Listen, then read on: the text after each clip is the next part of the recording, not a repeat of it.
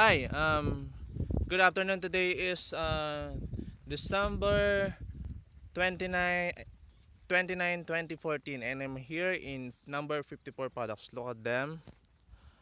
These are the cows na sinusundo ko to go into the feed pad, and then after they go to the feed pad, they will be going to the milk shed for the milking time.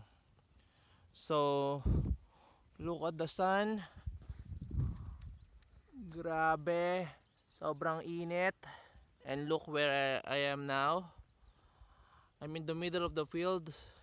Mamaya i-check ko pa yung area na yon kung may mga natira pang baka kasi maraming mga pasaway. And grabe, pinagpapawisan na ako. I need to wear this kasi sobrang init.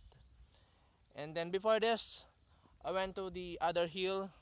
Sobrang taas and nag-set pa ako ng night paddock sila at 1 o'clock in the afternoon. So katirikan talaga ng araw, napakainit. Ganito yung typical na buhay namin dito sa New Zealand. Ayan, look at them. This is one of the herds that we've been milking since we arrived here last July 2014.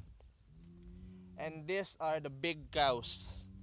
Usually there are senior cows and the other herd is composed of first timer cows and heifer and the younger ones.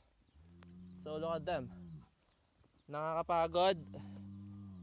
Wala kami magawa kundi of course kailangan talaga silang sundin whether you like it or not. You have to get them. And look at this one. This is the bull. Look at him. Did you hear it?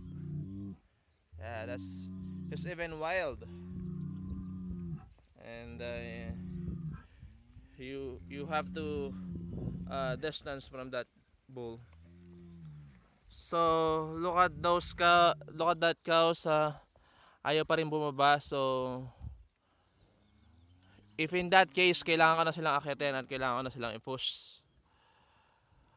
And I need to check all those cows in the field kung meron natirang baka or wala. Grabe ang init. So look, where am I now? Look at the ambience. I'm one of the pinakamataas na lugar dito sa farm. So that's it for now. I'm Billy signing off.